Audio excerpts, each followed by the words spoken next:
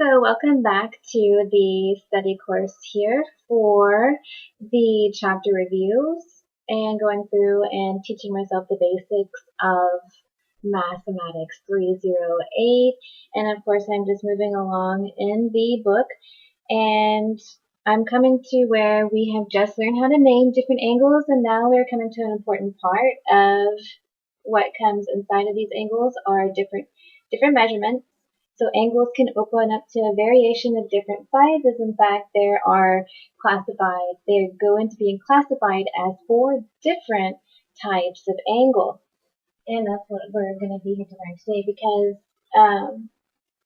you can either use a tool, because we're going to want to start measuring these angles to further on, figure out what kind of shapes we're dealing with, or if you are a plumber, of course, if you've got a 45-degree angle, what kind of other things that you're going to need to start connecting these angles up into the real world. So you can either guesstimate or use a protractor.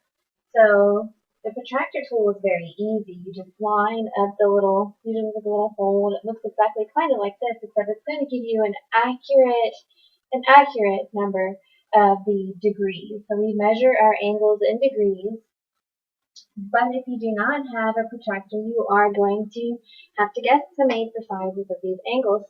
So an angle can be classified as four different types. And if you draw two perpendicular lines, it looks like I drew like a clock or a pizza pie here. And as we go into opening up our angles, they're going to be classified as these four different types of angles.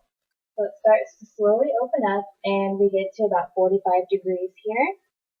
We open up a little more, 90 degrees. So if you dissect it in half, you're going to get 245 degrees here, and that equals 90. Well, as it opens up this direction, of course, if it's split into here, 45.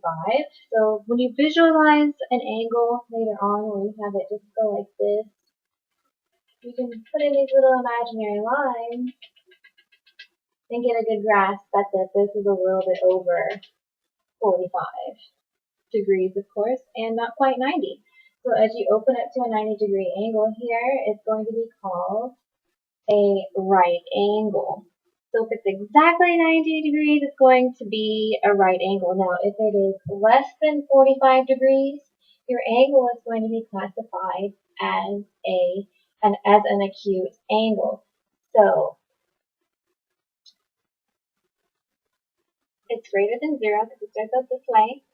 And it's less than 90, you're going to have an acute angle. So if it's in this range, more than 0, before 90, you're going to have an acute, because by the time you get to a perfect 90-degree angle, you are going to have a right angle. Now we can keep on going, and if it starts getting greater than 90 degrees, we're going to go ahead and start classifying our type of angle as an obtuse angle, because it is an angle that is greater than 90 degrees. But it's less than this 180 here. So your angle can start opening here, keep on going, and once it reaches past this 90 mark, it is going to start being called an obtuse angle.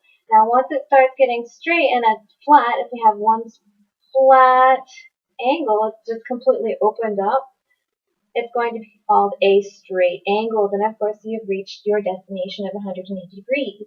And you can keep on going from this 180 degree mark and start doing the same thing in reverse here. So we have just learned that there are four different types, or how we classify these angles once we start opening them up, as your acute angle, right angle, obtuse angle. And of course you will start measuring these in degrees in here. So if if it's split here, you're going to have less than 45 degrees.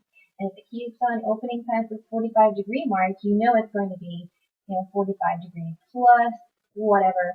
If you want to call it a half, you can start just imaginarily visualizing these lines here to help you give you the measurement, just in case it's not provided